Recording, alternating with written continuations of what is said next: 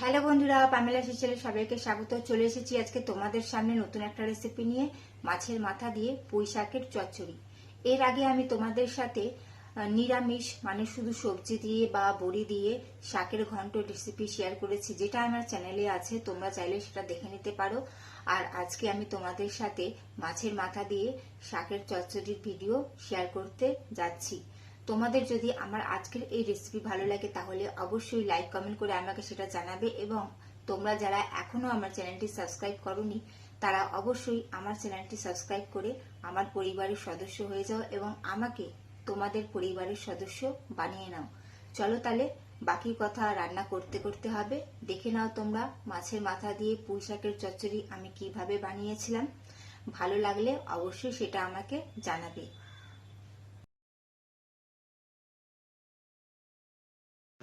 প্রথমেই দেখো আমি পুঁই শাকটা ভালো করে কেটে ধুয়ে প্রেসার কুকারে দিয়ে দিয়েছি। একটা আমি প্রেসার কুকারে এটা সিটি দিয়ে দেব। তোমরা চাইলে এটা ডাইরেক্টও করতে পারো, এর আগে আমি ডাইরেক্টও করেছি, তবে এইবার একটু অন্যরকমভাবে করছি। অন্যদিকে আমি মাছের মাথাতে নুন হলুদ মাখিয়ে রেখে দিয়েছি। এখন আমি এটা সর্ষের তেলে ভালো করে একটু ভাজা করে নেব।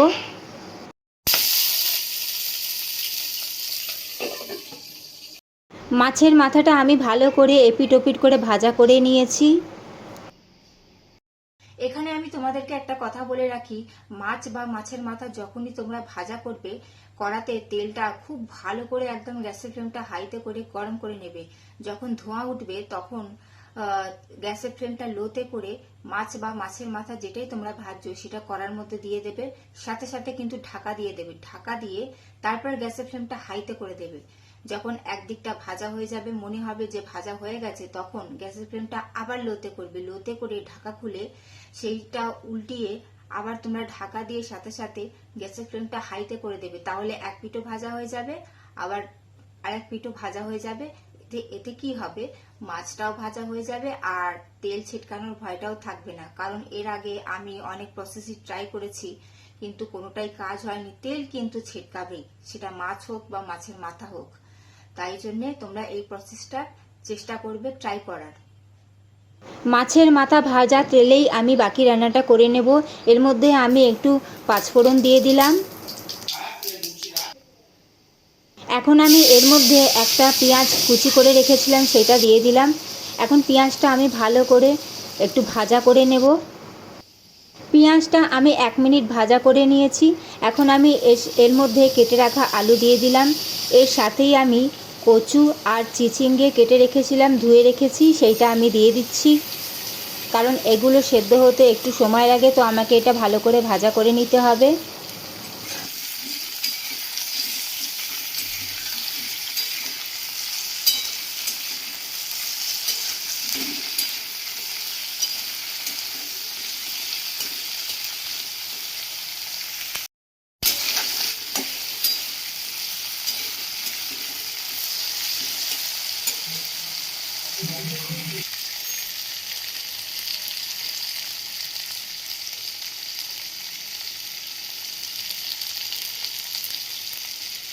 সবজিগুলো মোটামুটি অনেকটা ভাজা করে নিয়েছি। এখন আমি এর মধ্যে কেটে ধুয়ে রাখা কুমড়ো দিয়ে দিচ্ছি।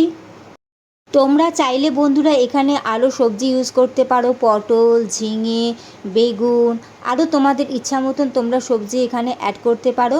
আমার যেটা ইচ্ছা হয়েছিল আমি সেটা দিয়েছি, বাকি তোমাদের যেটা ইচ্ছা তোমরা অ্যাড করতে পারো।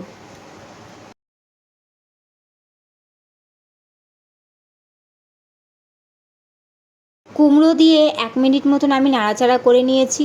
এখন আমি এর মধ্যে আদা আর রসুন কুচি করে রেখেছিলাম, গ্রেট করে রেখেছি, সেইটা আমি এর মধ্যে দিয়ে দিচ্ছি।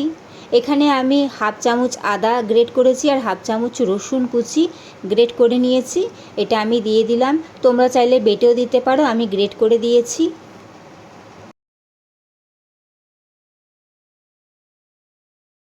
1 মিনিট আমি নাড়াচাড়া করে নিয়েছি। আদা রসুনের কাঁচা গন্ধ চলে গেছে। এখন আমি এর মধ্যে কিছু গুঁড়ো মশলা দিয়ে দেব। প্রথমেই আমি 1/2 চামচ হলুদ গুঁড়ো দিয়ে দিচ্ছি। এর সাথেই আমি সামান্য লঙ্কার গুঁড়ো দিয়ে দিচ্ছি। এর সাথেই আমি পরিমাণ মতন নুন দিয়ে দিচ্ছি।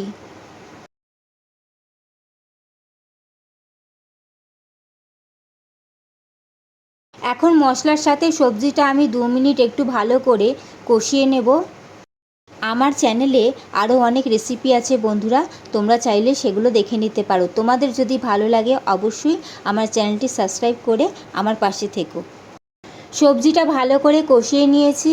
অন্যদিকে দেখো আমি একটা সিটি দিয়ে রেখেছিলাম শাকটা, ওই শাকটা আমি পুরোটা এর মধ্যে দিয়ে দেব। আর আমি একদম অল্পই জল দিয়ে সেদ্ধ করেছি, যাতে জল শুদ্ধ আমি এটা ইউজ করতে পারি। তোমরাও যদি এরকমভাবে রান্না করো তাহলে কিন্তু জলটা সেই হিসাবেই দেবে, যাতে জল শুদ্ধ শাকটা তোমরা অ্যাড করতে পারো।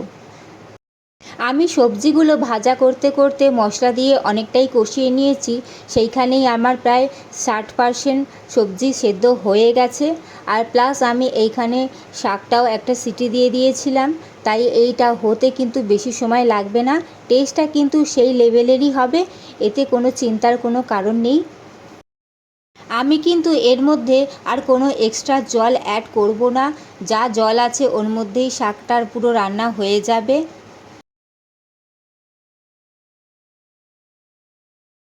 আমি এখন গ্যাসের ফ্লেমটা লোতে করে 2 মিনিটের জন্য শাকটা ঢাকা দিয়ে হতে দেব।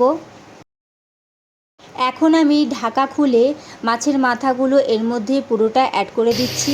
আর এটা আমি তোমাদেরকে দেখাতে পারলাম না, কারণ আমার এক হাতে ক্যামেরা ছিল বলে তাই একটু ধরতে অসুবিধা হয়েছিল। তো মাছের মাথাগুলো আমি ভালো করে দিয়ে ভেঙে মিশিয়ে দিয়েছি। আবার আমি 2-5 মিনিটের জন্য ঢাকা দিয়ে রেখে দিলাম। ফাইনালি 5 মিনিট বাদে তোমাদেরকে ঢাকা খুলে দেখাচ্ছি। দেখো কত সুন্দরভাবে শাকটা আমার তৈরি হয়ে গেছে। সমস্ত কিছু প্রায় ভাজা করতে করতে আমি সেদ্ধ করে নিয়েছিলাম, তাই বানাতে বেশিক্ষণ সময় একদমই লাগে না। সবজিগুলো ভাজা করতে আর মশলা দিয়ে কষাতেই যা একটু সময় লাগে, বাকি এটা কিন্তু রান্না করতে একদমই সময় লাগে না। আর এটার টেস্টটা কিন্তু খুব সুন্দর হয়, কারণ মাছের মাথা দেওয়া আছে। আর তোমরা জানোই মাছের মাথা বা মাছের তেল যেটাতেই যায় টেস্ট কিন্তু অনেকটাই চেঞ্জ হয়ে যায়। রেডি হয়ে গেল বন্ধুরা আজকে আমাদের মাছের মাথা দিয়ে পুঁই শাকের চচ্চড়ি। কেমন লাগলো তোমাদের আজকের এই রেসিপি অবশ্যই জানাবে আমাকে। কেমন লাগলো তোমাদের আজকের আমার এই মাছের মাথা দিয়ে পুঁই শাকের চচ্চড়ির রেসিপি, অবশ্যই সেটা আমাকে কমেন্ট করে জানাবে। আর লাইক করতে কিন্তু একদম ভুলো না। আর তোমরা যদি এরকম আরো নতুন নতুন রেসিপি পেতে চাও তাহলে অবশ্যই আমার চ্যানেলটি সাবস্ক্রাইব করে আমার পাশে থেকো বন্ধুরা। তোমরা যদি আমার পাশে থাকো তাহলে আমাকেও তোমাদের পাশে পাবে। তো চলো তাহলে বন্ধুরা আজকের মতন আসি, দেখা হবে আবার খুব তাড়াতাড়ি নতুন কোনো রেসিপি নিয়ে। ততক্ষণ তোমরা ভালো থেকো, সুস্থ থেকো। চলো টাটা।